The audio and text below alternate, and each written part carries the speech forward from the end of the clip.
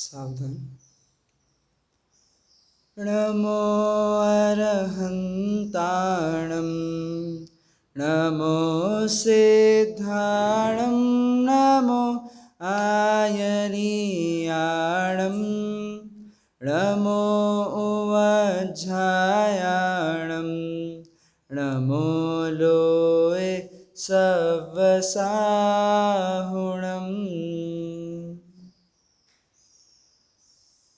मोक्षमार्गस्य नेतारं भेत्तारं कर्मभूभृतां ज्ञातारं विश्वतत्त्वानां वन्दे तद्गुणलब्धये। मंगलमय मंगलकरण वीतरागवे ज्ञान नमो ताहि जाते भय अरहंतादि महान।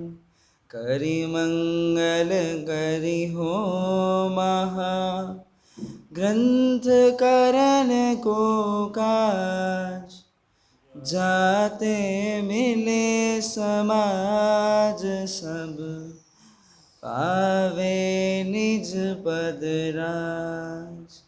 शिव उपाय करते प्रथम कारण मंगल रूप विघ्न विनाशक सुख करण नमो शुद्ध शिव भू।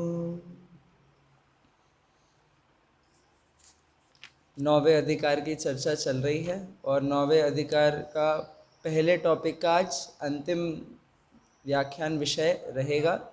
अब विषय समापन की ओर है, सारी बातों की चर्चा हो ही चुकी है।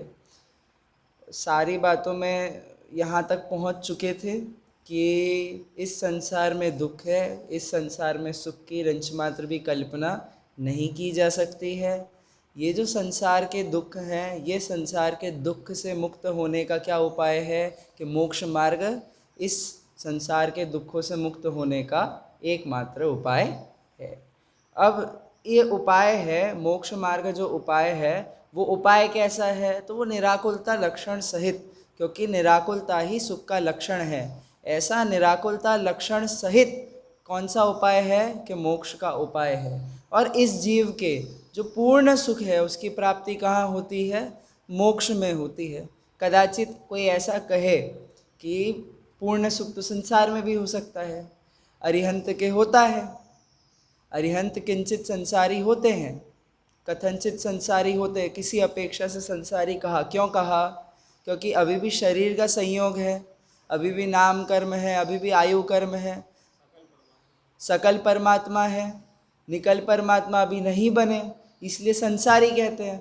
और उनके भी अनंत सुख होता है और अनंत सुख का प्रति समय वेदन भी होता है। तो हुआ कि नहीं संसारियों को सुख, वो संसार से पार हो गए, संसारी कहा नहीं जाता, क्योंकि संसार तो वास्तव में अंदर में जो मोहनीय कर्म था उसके कारण खड़ा था, और मोहनीय के साथ काम करने वाले जो कषाय भाव थे, वो कषाय भावों के कारण संसार खड़ा था। एक बार उस पे विजय प्राप्त कर ली तो फिर काय के संसारी। यहाँ पे गुरुदेव श्री तो ऐसी बात कह रहे हैं कि चतुर्थ गुण स्थान हो गया, वहीं संसार छूट गया, क्योंकि दृष्टि मुक्त हो गया जीव, कि दृष्टि में मुक्त हो गया, अब क्या बचा, कुछ नहीं। अब सहजपणे परिणमन हो। आश्रव भाव से निवृत्ति कैसे हुई, सहजपने हुई। वो कैसा आश्रव कि बुद्धिपूर्वक जितना आश्रव हो रहा था उसकी तो निवृत्ति कर ली, अब कौन सा आश्रव बचा, अबुद्धिपूर्वक। कौन सा आश्रव बचा, अबुद्धिपूर्वक। का क्या अर्थ हुआ, उसमें बुद्धि नहीं लगती क्या, उसमें बुद्धि में समझ में नहीं आता, ऐसा होता है अबुद्धिपूर्वक नहीं, वहां पर वैसा रस नहीं है।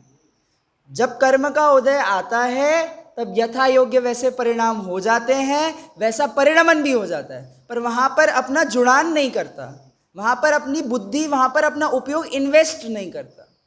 सबसे बड़ी गलती क्या होती है कि कर्म के उदय तो आते हैं प्रति समय, कर्म के उदय आए और कषाय भाव ना हो, ऐसी बात होती। कषाय भाव हो जाते हैं संसार में, कषाय भाव होते हैं, वहाँ पर अपनी क्या भूल कि उन कषाय भावों से जुड़ान करते हैं। गलती क्या है? कषाय भाव होना ये दिक्कत की बात नहीं है, कषाय भाव होने पर स्वयं आकुलित होना ये दिक्कत की बात है जी। कषाय में अपनापन मानने लगता है, वो मोहनीय कर्म के कारण जो अपनापन है, वो अपनापन किसी ना किसी को तो विषय बनाएगा। तो सामने जो पदार्थ दिखता है उसमें अपनापन करता है, आत्मा के जो विकारी परिणाम है उन परिणामों में भी अपनापन करता है, और यहाँ तक कि आत्मा का जो विपरीत परिणमन मोह है उसमें भी अपनापन करता है। कैसा अपनापन करता है? अब गतियों का जो विवेचन करते हैं उसमें बहुत अच्छी कहानी आती है कि एक सेठ था, उस सेठ को किसी ने कह दिया कि आगामी पर्याय में अपने ही घर में नाली के एक कीड़े बनोगे। तो उस सेठ को बड़ी घृणा हुई, भाई कैसी अच्छी पर्याय है, नहाते धोते रहते हुए इतनी अच्छी पर्याय चल रही है, अब आगामी पर्याय में जाकर के ऐसी निम्न पर्याय धारण करूंगा। तो अपने पुत्र को बुलाता है और कहता है कि एक काम करना कि जैसे ही मेरी मृत्यु हो और मेरा वहाँ पर जन्म हो, अगले दिन ही तुम क्या करना, मुझे मार देना। क्यों कहा ऐसा? घृणा हुई ना, वर्तमान पर्याय के प्रति ममत्व हुआ कि वर्तमान पर्याय श्रेष्ठ है। वहाँ पे मिथ्यात्व का विषय क्या हुआ? मिथ्यात्व का विषय क्या बना कि वर्तमान में जो मनुष्य पर्याय है वो उस मोहनीय कर्म का विषय बना।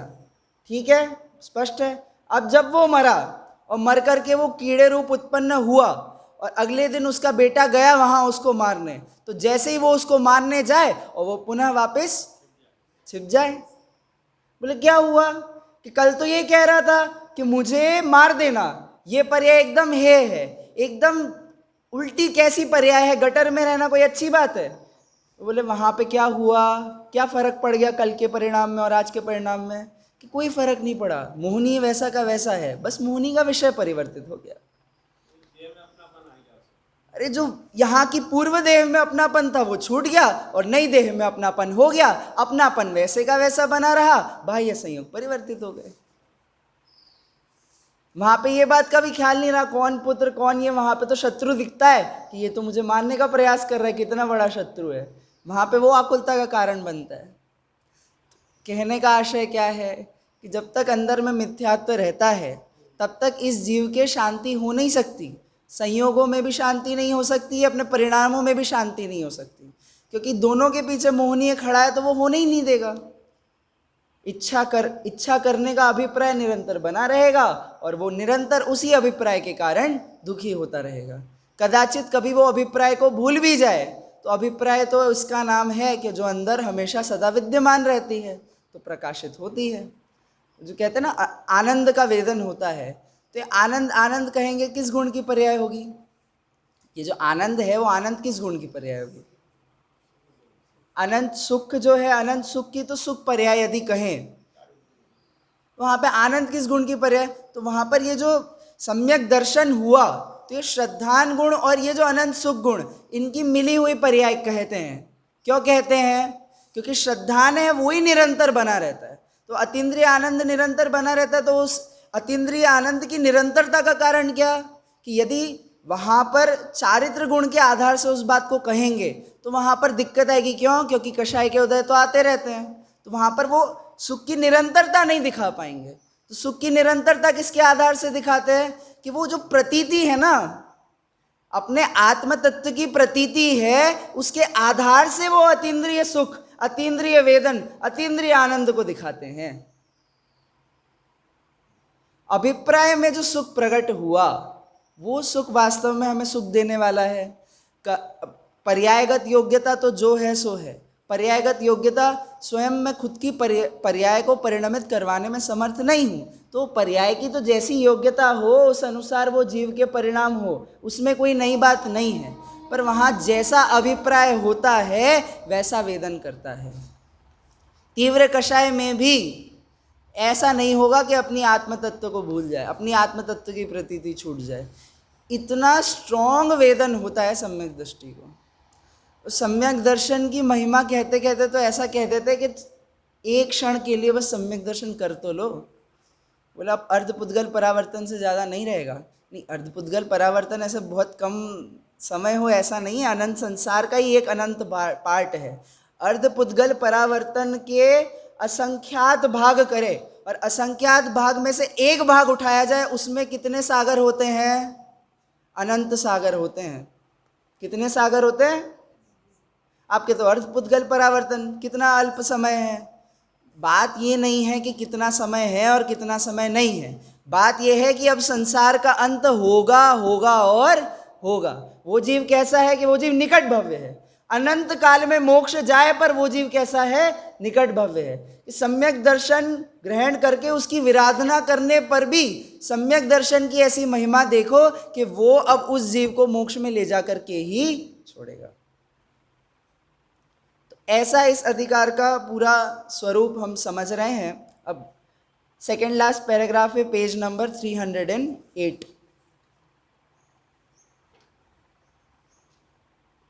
पिछला पैराग्राफ पढ़ लिया था कि संसार अवस्था में जो आकुलता होती है, वहाँ आकुलता में जो आकुलता घटती है तब यह जीव सुख मानता है, और आकुलता बढ़ती है तब यह जीव दुख मानता है। तो वहाँ आकुलता घटना बढ़ना रागादिक कषाय घटने बढ़ने के अनुसार है, तथा पर द्रव्य रूप बाह्य सामग्री के अनुसार सुख दुख नहीं है। बहुत बार ये बात कहे आए, बात को पूरी तरह सिद्ध भी कर दी।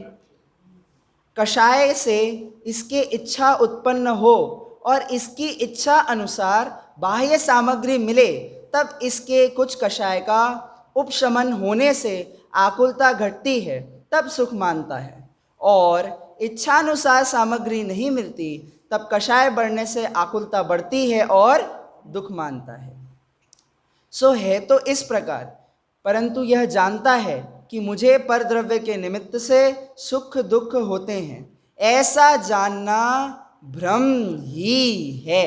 इसलिए यहाँ ऐसा विचार करना कि संसार अवस्था में किंचित कषाय घटने से सुख मानते हैं, उसे हित जानते हैं, तो यहाँ सर्वथा कषाय दूर होने पर, वह कषाय के कारण दूर होने पर परम निराकुलता होने से अनंत सुख प्राप्त होता है। ऐसी मोक्ष अवस्था को कैसे हित न माने?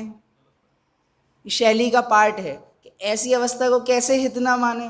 संसार में क्या है कि ये संसार में सामग्री सुखी दुखी करती नहीं, कषाय से जैसी इच्छा उत्पन्न होती है, इच्छा के अनुसार यदि बाह्य सामग्री मिल जाए, तो जैसे कल हुआ ना, मैंने कहा कि भाई लाइट आ जाए तो लाइट आ गई।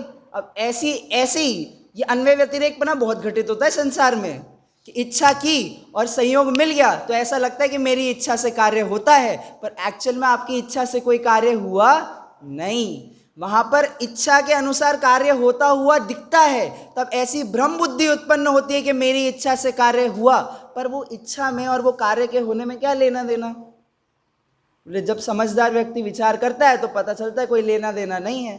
वहाँ पे वो कितने किलोमीटर दूर व्यक्ति वो बिजली की लाइन चालू कर रहा है और यहाँ पे मेरी इच्छा हो रही है, उन दोनों व्यक्तियों में क्या लेना देना। तो इच्छा से कार्य होता है, बोले इच्छा से कार्य होता तो नहीं है, पर ऐसा क्योंकि संसार में निमित्त नैमित्तिक संबंध घने हैं। क्या कहते हैं टोडरमल जी? संसार में निमित्त नैमित्तिक संबंध ऐसे घने हैं कि यहाँ इस जीव के पुण्य कर्म का उदय हो, वहाँ इसके इच्छा हो और वैसी सामग्री इसके मिलती हुई दिखती है। ऐसी सामग्री जब उसके मिलती है तो वहाँ कैसी भ्रम बुद्धि उत्पन्न करता है कि मेरी सामग्री है, मेरी इच्छा से उत्पन्न हुई है और मेरी इच्छा से इसका परिणमन संभव है। ऐसी भ्रम बुद्धि करके ये संसार में कैसा होता है? दुखी होता है। अब वहाँ पर जब पुण्य का उदय समाप्त हो जाए, बैंक बैलेंस समाप्त हो जाए, उसके बाद कैसे घूमता है कि जैसे संसार में बावला घूमता है ना कि अब पैसे खत्म हो गए तो क्या करे, सबके सामने भीख मांगता है कि पैसे खत्म हो गए, पैसे खत्म हो गए, पैसे खत्म हो गए, थोड़े आप दे दो, थोड़े आप दे दो, थोड़े आप दे दो। वैसे संयोग के पीछे भागता है कि पहले मेरी इच्छा के अनुसार संयोग परिणमित हुआ था, तो बार बार वैसे ही प्रयत्न करता है। कैसा प्रयत्न करता है कि जैसे संयोग मिल सके वैसे। कदाचित अब पुण्य का उदय ना हो, पाप का उदय हो, तो क्या करे कि वहाँ पर पाप के उदय में भी संयोगों को प्राप्त करने की तीव्र अभिलाषा होती है, इसलिए वो निम्न जाति के संयोगों को भी प्राप्त करके स्वयं को सुखी मानना चाहता है। एक उदाहरण देता हूँ, जैसे एक भेड़ चराने वाला होता है ना, तो अब वो जो ग्वाला है या जो भी कहते हो उसको, तो वो राजा के पास गया, वो कहता है कि मेरा सारा जितना भी खेती वगैरह का ये जितना भी बिजनेस है वो बिजनेस अब नीचे चला गया है, कोई उसमें कुछ बचा नहीं है, तो आप मेरी सहायता करो। तो राजा समझदार था, तो राजा कहता है कि अभी तुम्हारा जो बिजनेस है वो नीचे गया है, तो एक काम करो, मैं तुम्हें 100 बकरियां दे देता हूँ। अब क्या करना कि तुम उन 100 बकरियों को रखना और 1 साल बाद मेरे पास आना। अब वो बेचारा सोचता है, बोले राजा कर क्या रहा है, मैंने तो राजा से ज़मीन मांगी थी, मैंने राजा से संपत्ति मांगी थी, और राजा मुझे बकरियां पकड़ा करके विदा कर रहा है। क्या कर रहा है राजा, पर समझ में नहीं, अब राजा था क्या कर सकता है, तो आज्ञा मान करके बकरियां लेकर के चला गया। अगले साल राजा के पास वापस आया, तो राजा कहता है क्या हुआ, कितनी बकरियां रही तुम्हारे पास? तो कहता है कि बहुत सूखा पड़ गया था, घास ज़्यादा थी नहीं, बीमारियां भी फैल गई थी, इसलिए सारी बकरियों में से आधी बकरियां बची रह गई। ठीक है, एक काम करो, 50 मर गई बकरियां और 50 लेके जाओ, वापस 100 कर दी, अब अगले साल आना। कहता है ऐसे ठीक है। अब अगले साल आया तो बोला अब कितनी बची? बोले अब 75 बची। बोले एक काम करो और 25 ले जाओ, वापस 100 कर दी, फिर अगले साल आना, अगले साल कितनी बची? अब तो 90 बची। बोले नहीं, एक काम करो 10 और लेके जाओ, अभी जाओ। ऐसे कितने साल हो गए कि 4 साल। अब जब 5वें साल में आया, बोले अब कितनी बकरियां हुई? बोले इस साल तो कोई भी नहीं मरी, 105 हो गई। बोले अब एक काम करो, अब तुम पैसे ले जाओ, अब तुम खेत में तुम्हारे नाम कर दो, पैसे तुम्हारे नाम कर दो। क्या समझ में आया यहाँ पर? पुण्य पाप के उदय से संयोगों में घटना बढ़ना देखा जाता है। वहां पर राजा उसको सुखी दुखी नहीं कर सकता, क्योंकि पता है कि जिस आदमी का टाइम ही खराब चल रहा है उस आदमी की सहायता भी करेंगे तो वो सहायता भी कोई कार्यकारी नहीं होने वाली है। क्यों? क्योंकि मैं सामने वाले की सहायता नहीं कर सकता। सामने वाले का समय खराब हो और आपने उसकी सहायता करी, वो सहायता कितनी कार्यकारी होगी? उसका समय खराब है तो वो सहायता भी उसके लिए कैसी होगी कि असहायता के समान होगी, उसको कदाचित दुख का कारण बन जाए। ऐसा ही घटित होता है संसार में। तो अब जब उसके पुण्य का उदय वापस हुआ, तब वहां पर उसको क्या करते हैं, और भेड़ बकरियां देते हैं और सामग्री साम्राज्य देते हैं। बिल्कुल, उसके लिए मना नहीं है, सहायता करने के लिए मना नहीं है सर्वथा। क्या वही जान रहा है इसके पाप का उदय है, और अभी सहायता नहीं करेंगे तो ये अधोभाव में चले जाएगा और परिणाम बिगाड़ जाएगा, चोर उठाई गिरा हो जाएगा। उस अपेक्षा से भी सहायता करता रहा। यहाँ पे राजा कौन है? यहाँ पे राजा कौन है? आचार्य देव है। वो सहायता करते किन जीवों की? आपने उसकी परिभाषा में देखा होगा कि सभी को उपदेश नहीं देते। किसको उपदेश देते हैं? धर्म के लोभी जीवों को उपदेश देते हैं। क्यों देते हैं? ये मानसिकता है, ये राजा वाली मानसिकता है, विचार करके उसको उपदेश देते हैं। उसकी योग्यता है तो अब इस समय पे उसको दिया गया तत्व ज्ञान अवश्य ही उसके जीवन में फलित होगा। जग भर से अब आया, बोले अब आया ना थक करके, बोले अब इसका कल्याण होगा। ऊपर ये होना चाहिए, संसार से थकना चाहिए, संसार से थके तब तो इसके उपदेश कार्यकारी हो। बात क्या है, संसार से थकता तो है नहीं, संसार में उपयोग पूरा लगता है, पर किसी ने कह दिया कि यहाँ पर भी कल्याण होता है तो वहाँ की भी बटोरने के लिए आ जाता है। तो बात समझ में आती है, सारी बातें घटित भी होती है, हंस हंस के सुनता भी है, पर फिर उपयोग कहाँ चला जाता है? संसार में चला जाता है, क्योंकि वहीं की क्या है, रुचि है। तो जहाँ की रुचि, गुरुदेव जी प्रवचन में आया ना वो एक चीज, भाई जहाँ पे रुचि होती है वहाँ पे तुम्हें सम्यक दर्शन नहीं हो ही नहीं सकता। बोले रुचि तो हो, एक बार आत्म तत्व की रुचि तो हो, चलेगा ही चलेगा, उस अनुसार पुरुषार्थ तो होगा ही होगा। तो अब अपनी परिणति को कैसे देखना कि हमारी रुचि किस ओर है। कषाय भाव आते, कषाय भाव से डरने की आवश्यकता नहीं है, पर वहां पर कषाय भाव आए, हमारी रुचि कहाँ जा रही है? हमारी रुचि परद्रव्य में जा रही है कि हमारी रुचि, ये प्रश्न खड़ा हो रहा है कि नहीं हो रहा कि हमें कल्याण करने का, हमारा स्वयं के कल्याण करने का विचार आ रहा है कि नहीं आ रहा। मंदिर जाने के परिणाम आ रहे, चलो ठीक है, पर वहाँ पर जाकर के ये बात जानने का विकल्प आ रहा है कि नहीं आ रहा कि जिनेंद्र देव सुखी कैसे हुए, जिनेंद्र देव ने ऐसा कौन सा उपाय किया कि वो सुखी हैं, और मेरे में क्या ऐसी योग्यता है कि मैं इनके जैसा सुखी हो सकता हूँ। सारा विचार करके कोई कहता है कि आत्मा में अनंत सुख है, आपने देखा कि आप वही की वही चीज़ बस रिपीट कर रहे हैं। मैंने वो अनंत सुख का अनुभव नहीं किया और मैं वही की वही चीज़ रिपीट कर दूँ तो लोग क्या कहेंगे, बोले तो यही रट्टू तोते वाली हालत हो गई। कैसा है वो रट्टू तोता कि उसके मालिक ने कहा, तोते के मालिक ने कहा, थोड़े दिन के लिए बाहर जा रहा था कि शिकारी आएगा, जाल बिछाएगा, तुम जाल में फंसना मत, उड़ जाना। क्या कहा, शिकारी आएगा, जाल बिछाएगा, तुम जाल में फंसना मत, तुम उड़ जाना। सही बात कही कि नहीं कही? जाल में फंसेगा तो अब क्या हालत होगी क्या पता। तो अब शिकारी आया, शिकारी ने जाल बिछाया, वो तोता पिंजरे में चला गया और शिकारी के हाथ आ गया और पिंजरे में जाकर के बोलता है, क्या कहता है कि शिकारी आएगा, जाल बिछाएगा, पर तुम जाल में फंसना मत, उड़ जाना। समझा कि नहीं समझा? नहीं, जो उन्होंने कहा था यथावत वैसे का वैसा ही ग्रहण किया है। जो जिनेंद्र देव ने कहा कि वीतरागता, सर्वज्ञता, हितोपदेशिता यही जीवन में ग्रहण करने योग्य है, यही आत्मा के गुण हैं और यही पूर्ण प्रकट करने योग्य है, वहाँ सम्यक दर्शन, ज्ञान, चारित्र यही मोक्ष मार्ग है, संसार में दुख है। ऐसी बात सुन करके क्या कहता है, संसार में बहुत दुख है। अब किसी का फोन आता है, किसी से बात करते हुए, संसार में बहुत दुख है, कर्मज्ञान बहुत दुखी है, क्या करे, स्वाध्याय करते, ये करते होते, क्या करता है, तोते जैसा वही का वही बोल देता है।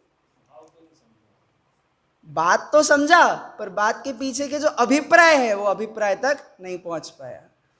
यहाँ पर करने योग्य क्या है, समझदार जीवों के लिए करने योग्य क्या है कि बोलो बोलो, नहीं बोलो नहीं बोलो, उससे कोई फर्क नहीं पड़ता, वो बात को समझना आवश्यक है। अब कहते हैं कि भाई कषाय है तो कषाय है, तो साथ में ज्ञान भी है, ज्ञान भी देखिए, ज्ञान है और इसी आत्मा में ही वो ज्ञान है, तो वो आत्म तत्व को देखिए, वही ज्ञान का परिणमन प्रति समय हो रहा है, तो प्रति समय के ज्ञान के परिणमन को देखिए और फिर वो कषाय के परिणमन को देखिए। अपने मोह के परिणाम है, वो मोह के परिणामों की जांच कीजिए कि जितने भी घर वाले हैं संयोगों में मोह के परिणाम होते हैं, तो अब वो मोह का परिणाम जब हुआ वो सही है या गलत है, मेरा है या पराया है, तो ऐसा विचार होता है। वो जो अपनी आत्मा का कल्याण चाहे वो जीव कैसा लगता है कि बाह्य से बाहर में तो कैसा लगता है, एकदम विरक्त वैरागी लगता है। क्यों? उपयोग जहाँ है वहाँ की प्रवृत्ति होती है, और अंदर में ऐसा नई नई बात जानने का, नए नए विषयों को जानने का हर्ष बहुत होता है। तत्व ज्ञान को जान करके, वस्तु स्वरूप को जान करके उसके अंदर हर्ष बहुत होता है। अब हमारे क्या करने योग्य है कि हम अपनी परिणति को इस परिणति से मैच करें।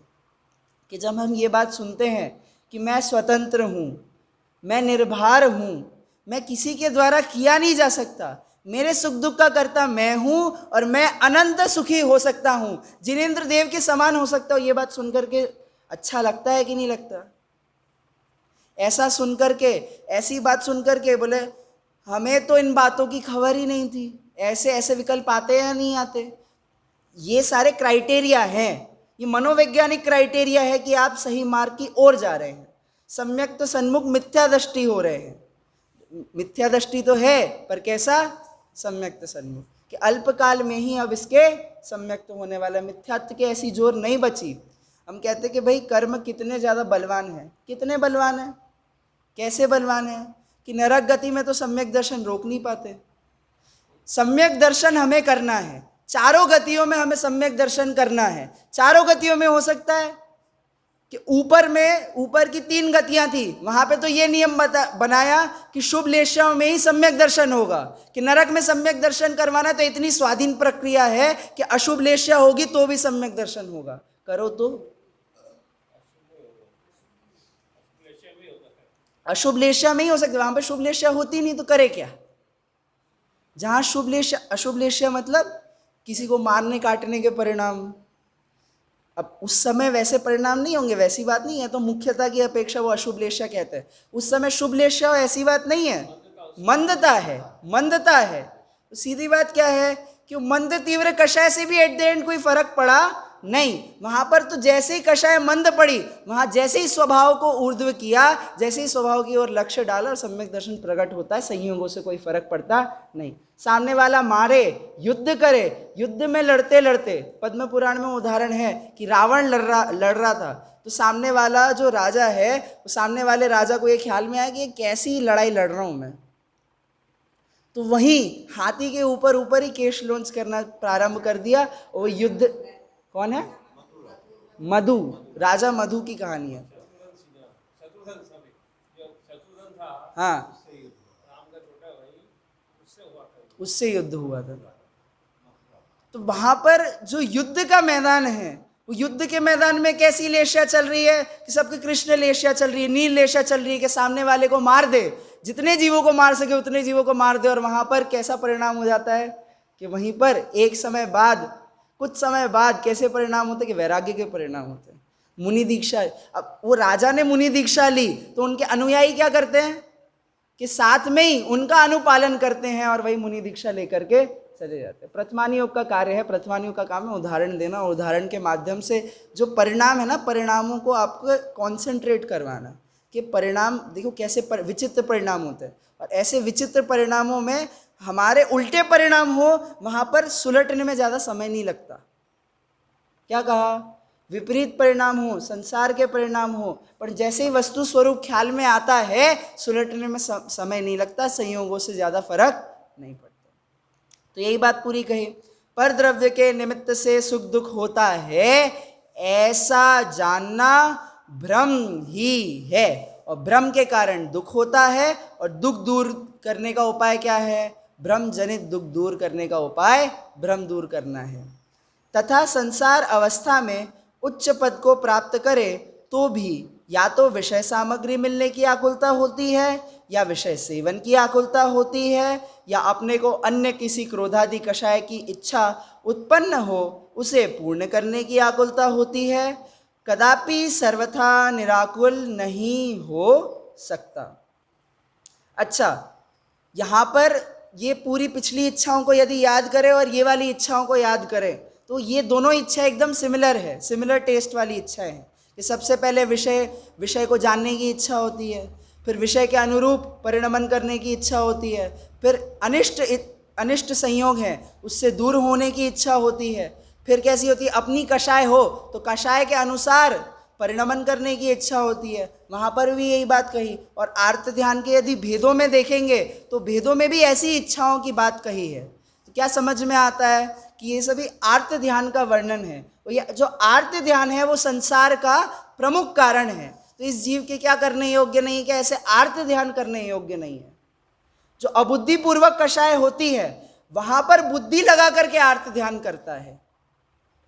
कैसे? कि जैसे मुझे किसी भी आदमी पे क्रोध आया, उसने कोई उल्टा काम किया, अब मैं उसे बुलाऊं, बुला करके डांटूं, डांट करके और 4 लोगों को इकट्ठा करूं, उसकी बेइज्जती करूं। ये क्या किया कि जो कषाय पूर्वक विकल्प आया था उसमें अपनी बुद्धि लगाई। क्या किया?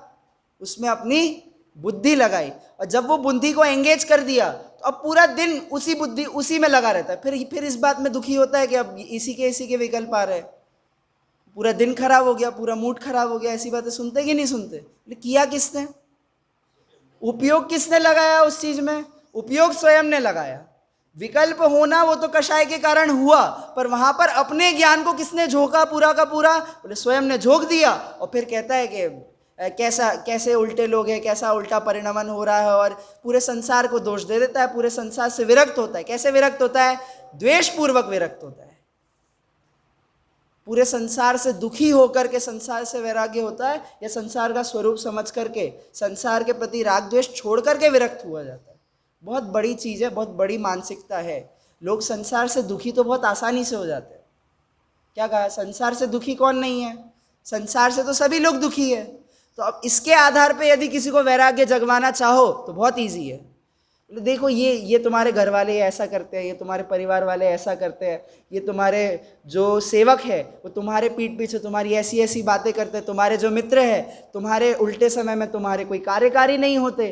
बोले वहाँ पर कैसा कैसा क्षोभ होता है, ऐसा क्षोभ होता है कि अब तो ये सबको छोड़ करके वनवास।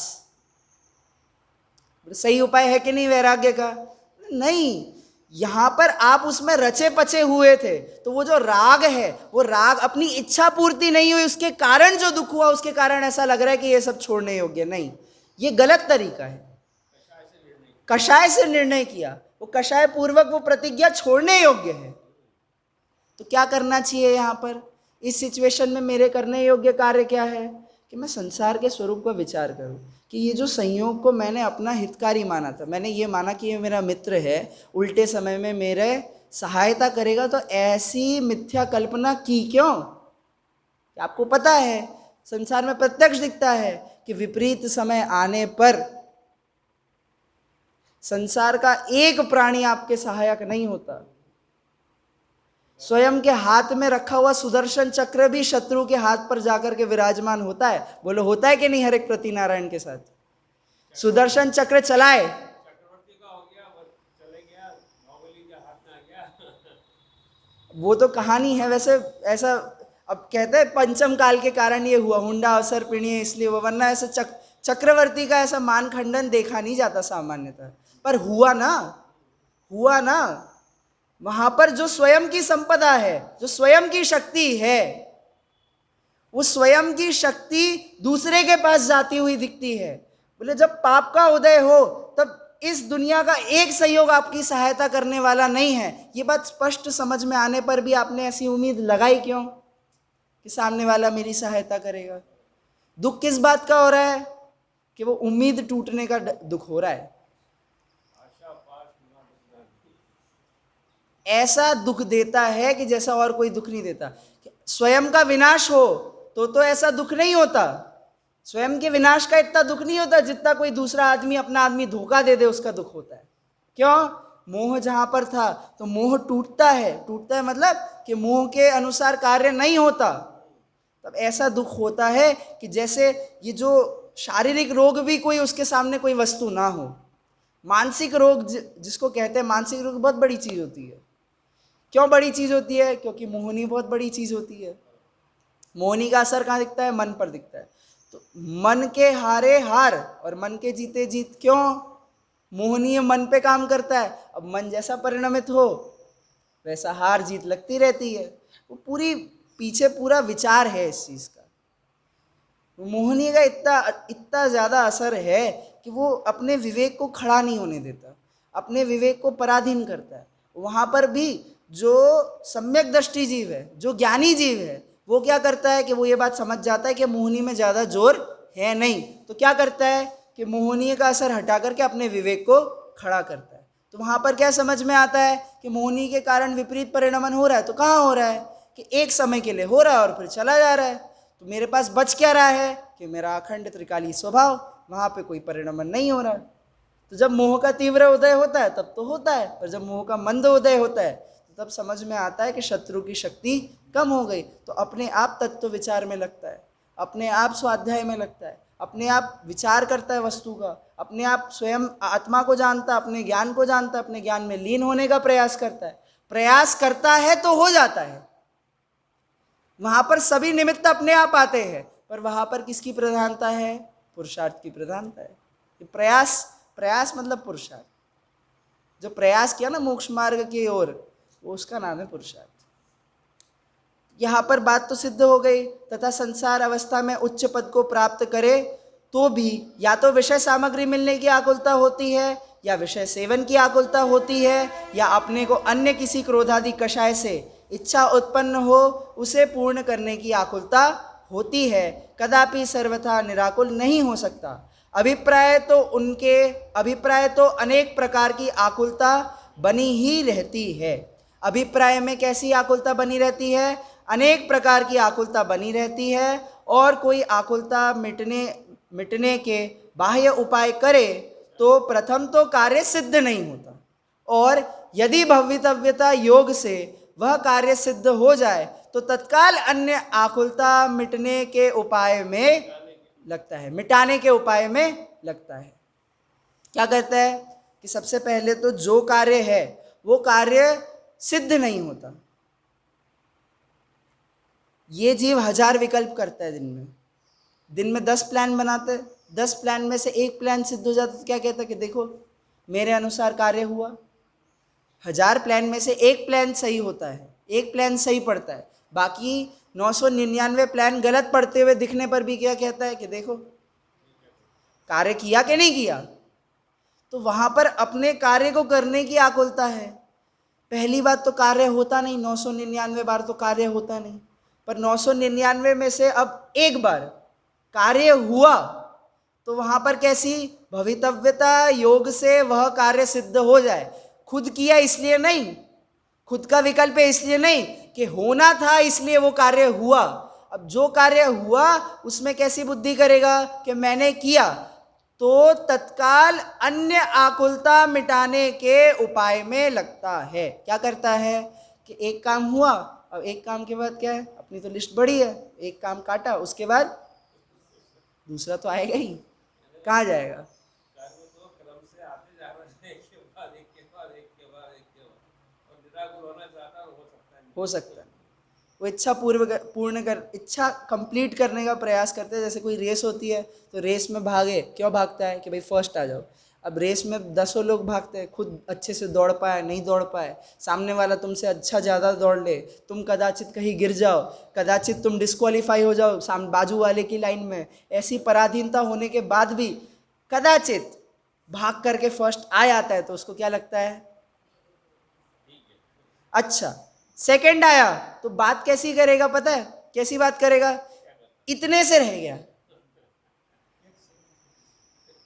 कितने से रह गया, वो इतने से रह गया, वो पहले आ गया वह थोड़ा सा इतने से, तीसरा आएगा तो बोले मैं तो फर्स्ट ही आने वाला था, पर वो मेरे पैर में मोजा है, वो 1000 बातें हैं, बहाने हैं। फेल होगा तो भी वो फेलियर को एक्सेप्ट नहीं कर सकता, क्यों, इच्छा है ना पीछे, मोह है उससे। यदि मान ले तो किसका, अपनी इच्छा के अनुसार प्रवर्तन नहीं कर पाएगा, अपनी कषाय के अनुसार प्रवर्तन नहीं कर पाएगा। कषाय क्या है पीछे, मान कषाय है, मान कषाय है। और इच्छा कैसी होती है कि मान कषाय के अनुसार प्रवर्तने की इच्छा होती है नहीं होती है। अब वो मान कषाय के अनुसार प्रवर्तन नहीं कर पाए तो उसकी व्याख्या कैसे करेगा कि मान कषाय बचा रहे कम से कम। अच्छा इस साल नहीं कर पाए तो रोता है, देखते कि नहीं खेल में ये सारे भाव दिखते कि नहीं दिखते, कि बड़े से बड़ा खिलाड़ी रोते हुए दिखता है, बड़े से बड़ा खिलाड़ी 0 पे आउट होते हुए दिखता है। इतना खेला इतना खेला इतना खेला, इतने सालों तक खेला, आप मास्टर कहलाते हो, फिर काहे को 0 पे आउट हुए। ऐसा नहीं एक मैच में होगा, बोले ये सीजन ही पूरा खराब गया, मतलब कि अपनी कषाय के अनुसार परिणमन करवाना तो चाहे, होना नहीं होना वो इसके हाथ में नहीं है। पुण्य का उदय हो तब तक होता है, फिर एट द एंड रिटायरमेंट लेना ही पड़ता है। सबको बहुत दुख होता है, ये बड़े बड़े क्रिकेटर लोग रिटायरमेंट ले लेते तो बहुत दुख होता है। सब लोग स्टेटस भी लगाते हैं कि इनका रिटायरमेंट होगा, भले लेना देना कुछ नहीं है, वो स्टेटस भी लगाएंगे कि ये रिटायर हो गए। वहाँ पे क्या फ़र्क, नहीं होना चाहिए रिटायर। जब भारत जीतेगी नहीं तो भी दुख आपको होगा। वो व्यक्ति खेल पाता नहीं तो खिलाने की भी आकुलता आप ही को है कि यही आदमी खेले, यही आदमी खेले, यही आदमी 100 बनाए। बेचारा वो खुद आदमी वो खुद वैसा परिणमन नहीं कर पा रहा, वो खुद कितना दुखी है, उसके पीछे आप अपना सुख दुख मानते हो। कदाचित 100 मार भी दे, मार दे तो फिर 101वीं बॉल पे आउट होगा, 101 पे आउट होगा कि नहीं होगा, आउट तो होना ही है उसको, तो फिर वहां दुख होता है। तो ऐसे संसार की कथा तो बहुत है, सुलभ है, सभी को जानने में आती है। प्रत्यक्ष में दिखता है कि अपनी इच्छा अनुसार कार्य नहीं होता तो भी करने की आकुलता रहती है, तो करिए, क्या दिक्कत है। पर वहाँ पर सुख मिलने वाला नहीं है, इतनी बात स्पष्ट कर देते हैं।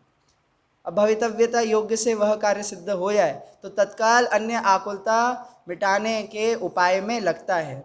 इस प्रकार आकुलता मिटाने की आकुलता निरंतर बनी रहती है। कोट, यदि ऐसी आकुलता न रहे तो वह नए नए विषय सेवन आदि कार्यों में किस लिए प्रवर्तता है। इसलिए संसार अवस्था में पुण्य के उदय से इंद्र अहमिंद्र आदि पद प्राप्त करे तो भी निराकुलता नहीं होती, दुखी ही रहता है। इसलिए संसार अवस्था हितकारी नहीं। बीच में लाइन, इस प्रकार आकुलता मिटाने की आकुलता निरंतर बनी रहती है। ये वो मिथ्यात्व का अभिप्राय दिखाते हैं। अंदर जो ये जो मोहिनी का अभिप्राय भरा हुआ है, दर्शन मोहिनी जो है, उसके उदय से जो मिथ्यात्व भरा पड़ा हुआ है ना, तो मिथ्यात्व क्या करवाता है कि इच्छाओं को पूर्ति करवाने की इच्छा करवाता है कि मेरी इच्छाएं पूर्ण हों। जैसे फिर कहते हैं कि साम दाम दंड भेद से जैसे कार्य बन पड़े वैसे करो। बोले कार्य बन पड़ता है, साम दाम दंड भेद से नहीं बन पड़ा तब क्या करोगे? तो तब कुछ नहीं, देखेंगे और क्या करेंगे। बोले अभी देख लो ना, एक बहुत बहुत अच्छा जोक आया था। वो जोक मेन नहीं है पर उसके पीछे का विचार बहुत बढ़िया है। क्या विचार था कि एक माँ अपने लड़के से बोलती है कि तुम ये क्या कर रहे हो, तुम ये टीवी देख करके फ़ोन में टाइम गवा करके तुम टाइम क्यों गवाते हो? तो बोलते हैं इसमें मेरे को मज़ा मिलता है, मुझे रिलैक्स होता है, मुझे शांति मिलती है। कहे तो उनकी भाषा में तो ऐसे रिलैक्स होता है, रिलैक्स फील होता है। तो माँ कहती है कि नहीं नहीं, ये तुम इसी में पड़े रहोगे तो तुम सुखी नहीं हो पाओगे। तो फिर वो लड़का पूछता है कि फिर सुखी कैसे होंगे? बोले पढ़ो। बोले उससे क्या होगा? उससे पैसे कमाओगे। बोले उससे क्या होगा? कि पैसे कमाओगे तो फिर तुम्हारी शादी हो जाएगी। बोले तो उससे क्या होगा? बोले शादी हो जाएगी फिर तुम अच्छा अपना घर गृहस्थी बसाना। बोले तो उससे क्या होगा? कि उससे क्या ये होगा कि तुम अपना एक घर ले लोगे, घर गृहस्थी बसा लोगे, सारी चीज़ें सेटल हो जाएगी, तो फाइनली तुम क्या कर पाओगे कि रिलैक्स कर पाओगे। तो बच्चा बोलते वो तो मैं अभी कर रहा हूँ, उसके लिए इतनी मेहनत क्यों करूँ? समझ में आ रहा है? तो परिणाम जो है, बोले इतनी मेहनत क्यों करी कि रिलैक्स करने के लिए, वो तो मैं अभी कर रहा हूँ। बात यही है, चाहे आज समझो चाहे अनंत काल बाद समझो, मानना तो यही पड़ेगा कि पर द्रव्य का करने में कुछ हमारा होना जाना है नहीं, केवल विकल्प मात्र करते हैं और विकल्प मात्र भी हमारे दुख का कारण बनता है, पर द्रव्य के कुछ संयोगों का कारण नहीं बनता। पर द्रव्य में परिणमन करने की योग्यता हो, उस शरीर के परिणमन की कितनी पराधीनता बताते हैं कि जीव की इच्छा हो, एक जीव की इच्छा हो सबसे पहली चीज। ये हाथ ऊपर किया, बोले बहुत स्वाधीन क्रिया है कि नहीं? नहीं नहीं, कोई स्वाधीन क्रिया नहीं है। सबसे पहले जीव की इच्छा हो, जीव की इच्छा हो, जीव की इच्छा के अनुसार आत्म प्रदेशों में ऐसा योग होना चाहिए, आत्म प्रदेशों में वैसा कंपन होना चाहिए। आत्म प्रदेशों का कंपन हुआ, बोले अब ये शरीर में ऐसी योग्यता होनी चाहिए कि शरीर में एक तो शक्ति हो और शरीर में वैसी योग्यता हो, तब जाकर के ये हाथ ऊपर होता है। कदाचित ये पार्ट अगर खराब है, शरीर में ऐसी शक्ति है, लोगों को देखते कि नहीं एक हाथ नहीं होता, दूसरे हाथ से एक हाथ से खड़े हो जाते हैं। शरीर में शक्ति बहुत है पर योग्यता नहीं है ना। शक्ति बहुत है और योग्यता नहीं है, दो अलग अलग चीजें हैं। योग्यता नहीं होना और शक्ति नहीं होना अलग अलग बात है। सबसे पहले तो आत्मा में ऐसा विकल्प उठे, फिर उसके बाद आत्मा में ऐसा योग रूप परिणमन हो, उसके बाद योग रूप परिणमन हो तो ये जो शरीर है उसकी ऐसी योग्यता हो, और शरीर की योग्यता होने पर भी शक्ति नहीं है। जिसको पैरालिसिस हो जाता है तो उसके शरीर में योग्यता तो है, हाथ तो मुड़ सकता है, पर क्या नहीं है? शक्ति नहीं है। किसी के शक्ति तो है पर हाथ नहीं है, मतलब शरीर में ऐसी योग्यता नहीं है। कितनी पराधीन है, एक हाथ उठाना इतना पराधीन है, तो शरीर के बाकी संयोगों की तो बात ही उसके बाद होती है। चलिए, तो वहां पर तथा मोक्ष अवस्था में किसी भी प्रकार की आकुलता नहीं रही, इसलिए आकुलता मिटाने का उपाय करने का भी प्रयोजन नहीं है। सदाकाल शांत रस से सुखी रहते हैं, इसलिए मोक्ष अवस्था ही हितकारी है। जिसको कहते हैं ना, सबसे पहले क्या किया हमने? सबसे पहले प्रतिज्ञा की, प्रतिज्ञा के हेतु दिए, हेतु के उदाहरण दिए, उदाहरण के बाद क्या होता है? उपनय और निगमन। तो ये क्या है? ये उपनय और निगमन है। ठीक है, बात स्पष्ट है। ये इसको कहते हैं, जिसको अनुमान है ना, अनुमान के पंच अवयव कहते हैं। न्याय में इसका प्रयोग होता है कि अनुमान को इन 5 अवयवों से कहा जाता है। कि सबसे पहले हेतु कहा जाता है कि जहाँ जहाँ धुआं है वहाँ वहाँ अग्नि है, ये बात कही, बोले यहाँ अग्नि है, ये क्या हुई? प्रतिज्ञा। हेतु क्या दिया? क्योंकि यहाँ धुआं है इसलिए। उदाहरण क्या दिया कि जैसे रसोई घर में धुआं होता है तो वहाँ अग्नि होती है, वैसे ही यहाँ पर भी धुआं है इसलिए अग्नि है। अब कंक्लूजन क्या बनाएंगे? चूंकि यहाँ धुआं है इसलिए यहाँ अग्नि है। तो वही कह रहे हैं, मोक्ष अवस्था में आकुलता नहीं है, चूंकि यहाँ आकुलता नहीं है। वहां देखिए उल्टा ऑर्डर था, वहां कह रहे थे मोक्ष में सुख है, प्रतिज्ञा। उसके बाद उसका हेतु कहते हैं, क्या हेतु कहते हैं? क्योंकि मोक्ष में निराकुलता है और निराकुलता ही सुख का लक्षण है, कह दिया। उदाहरण क्या दिया? व्यतिरेक उदाहरण दिया कि संसार में दुख है, उसके विपरीत कहाँ सुख है? मोक्ष में सुख है। अब उसका उपनय क्या कर रहे हैं? क्या उपनय कर रहे हैं? चूंकि मोक्ष में आकुलता नहीं है, निगमन क्या करेंगे? इसलिए मोक्ष में सुख है। कंट्रोल, राइटिंग में जो कंट्रोल, राइटिंग की शैली, ऐसा नहीं है लिखे जा रहे। हमको कभी कभार ऐसा लगता है मोक्ष में प्रकाशक में जो मन में आया बहुत सोच के लिखा है, बहुत सोच के लिखा है और एक पूरी शैली फॉलो करके लिखा है। और ऐसी शैली कि हमें लगता है कि बात कर रहे हैं और बात बात में पूरी बात समझा के चले जाते हैं, हमको समझ में भी नहीं आती। पूरे न्याय का प्रयोग है, न्याय के प्रयोग। क्योंकि न्याय का प्रयोग क्यों करते हैं? इसको कहते हैं ना कि भाई परीक्षा प्रधानी हो, प्रश्न पूछो, प्रश्न का उत्तर मिलेगा तो श्रद्धा बढ़ेगी। क्या होगी? श्रद्धा बढ़ेगी। ऐसा नहीं प्रश्न नहीं करना आत्मा है कि नहीं है, बोले कहते तो होगा नहीं, तुम्हें लगना चाहिए कि आत्मा है। आत्मा में गुरुदेव जी ने कह दिया अनंत सुख भरा हुआ है, तो उनका अनुभव उनके पास, तुम्हें तो नहीं हुआ ना, तो तुम खुद का अनुभव का प्रयास करो ना, खुद से उसको प्रमाणित करो। जो आत्मा है वो स्वानुभव प्रत्यक्ष है, स्वयं से प्रकाशित है, स्वयं से प्रमाणित है, उसको अन्य कोई प्रमाणित करने वाला नहीं है। वो अनुभव का वेदन अनंत केवली नहीं करते। मेरी आत्मा में जो सुख है उसका वेदन वो केवली भगवान नहीं कर सकते। वो किसके सुख का वेदन करेंगे? बोले वो तो सर्वज्ञ है, वो क्यों मेरे आत्मा के आनंद का वेदन नहीं करेंगे? खुद के आत्मा के आनंद का वेदन करते हैं, जान सकते हैं पर वेदन नहीं कर सकते। आपके सुख का वेदन आप ही कर सकते हो, ऐसी स्वतंत्रता है। दुख हो रहा है, वेदन तो व्यक्ति ही करेगा। तो ऐसे अपनी आत्मा का वेदन कौन करेगा? कि स्वयं करेगा। उसे भी विचार कर मोक्ष को हितरूप जानकर मोक्ष का उपाय करना, सर्व उपदेश का तात्पर्य बस इतना ही है। इतना कह करके भी क्या? सर्व उपदेश का तात्पर्य इतना है कि तुझे जो समझ में आता है वो, पर मोक्ष मार्ग में लग। कहते हैं ना लाखों उपाय करके भी एक काम करो, अपनी आत्मा का कल्याण करो। दया आती है उनको, क्यों? बोले हमें लगता है कि वो पागल है, सब कुछ छोड़ करके चले गए, उन्हें लगता है ये पागल है। बोले क्या संयोगों में खेल रहे हैं, वो चले जाएंगे तब दुखी होंगे, मिल रहे हैं तो हंस रहे हैं, जा रहे हैं तो रो रहे हैं। बोले ऐसे पागल नहीं होता, जेल में पड़े रहकर हंसता है रोता है, हमें लगता है कि वो पागल है, पागल को लगता है ये पागल है। ऐसी हालत है। संसारी को लगता है कि ये मोक्ष मार्गी पागल है, मोक्ष मार्गी को लगता है कि ये संसारी को क्या सूझ रहा है पता नहीं। अज्ञान है, अज्ञान के जोर से स्वयं का अज्ञान भी ज्ञान रूप लगता है। तो क्या करना है कि सबसे पहले उस अज्ञान की जो बुद्धि है, अज्ञान की बुद्धि का नाश करके अपनी आत्मा को जानने का प्रयास करना योग्य है। उसकी आत्मा, उस ज्ञान को जानने का पुरुषार्थ करना योग्य है। ज्ञान से ज्ञान को जानना है, ऐसा पुरुषार्थ करना है। और ज्ञान वहाँ दो ज्ञान नहीं है। वो कलई वाले उदाहरण आता ना कि कलई क्या है? कलई तो कलई है, तो क्या दो कलई है? नहीं, कलई एक ही है। आत्मा को ज्ञान के द्वारा जानना है, तो क्या दो आत्मा है? आत्मा और ज्ञान अलग अलग है? नहीं, वो तो एक ही है। वो एक का ही अनुभव करना सम्यक दर्शन है। चलिए उसकी आगे चर्चा करेंगे। पुरुषार्थ से ही मोक्ष प्राप्ति।